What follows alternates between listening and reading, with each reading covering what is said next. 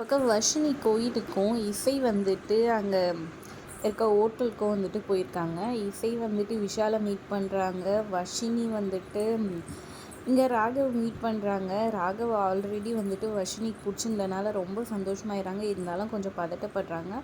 ராகவ் வந்துட்டு பேசும்போது தான் வந்துட்டு அந்த பொண்ணு புரோக்கர்ஸ் ஆன பொண்ணுன்ற மாதிரி சொல்லி பேசிடுறாங்க. அதுக்கப்புறம் அவங்க அக்காக்காக வெயிட் பண்ணுறாங்க. இங்கே இசைக்கு வந்துட்டு அவங்களுக்கு காது கேட்காதனால விஷால் சொன்னதுக்கெல்லாம் ஓகே ஓகேன்ற மாதிரி சொல்லிடுறாங்க.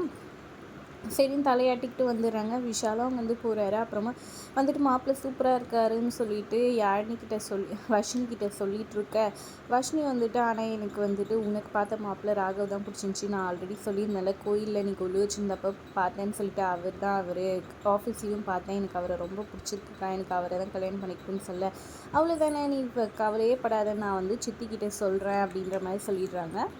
அப்புறம் நேராக யாழினியும் இவங்களும் போயிட்டு இசையும் போயிட்டு அவங்க சித்திக்கிட்டே இதை பற்றி சொன்னோன்னா அவங்க முதல்ல கோவப்படுறாங்க. நான் வந்து சுபத்ரா மேடம் கிட்ட பேசுகிறேன், அவங்க வந்துட்டு கண்டிப்பாக ஒத்துப்பாங்கன்ற மாதிரி இசை சொல்ல சரின்னு சொல்லிட்டு ஜாதகத்தை எடுத்துக்கிட்டு அவங்க அங்கே போகிறாங்க. போனால் சுபத்ரா வந்துட்டு அங்கே பேசிகிட்டு இருக்காங்க. ரெண்டு பேரும் பார்த்துட்டாங்க பொண்ணுங்க. அதனால் வந்துட்டு எப்போ கல்யாணம் இதுவெல்லாம் பேசலான்ற மாதிரி அவங்க சித்தி கேட்க அதுக்கு வந்துட்டு ஒரே வார்த்தையில் சொல்லிடுறாங்க. சுபத்ரா முதல்ல ஜாதகம் ஒத்து வரணும், அப்புறம் தான் எதுவும் வந்தாலுன்ற மாதிரி சொல்லிடுறாங்க. அவங்க பையன்கிட்டையும் இதை பற்றி சொல்லிடுறாங்க. அப்படின்ற மாதிரி சொல்லிடுறாங்க. இதனால் வருத்தத்தோட ஈஸியாக அவங்க சித்தியும் அவங்க வந்து கிளம்புறாங்க. அதோட எபிசோட் முடியுது. தேங்க்ஸ் ஃபார் வாட்சிங்.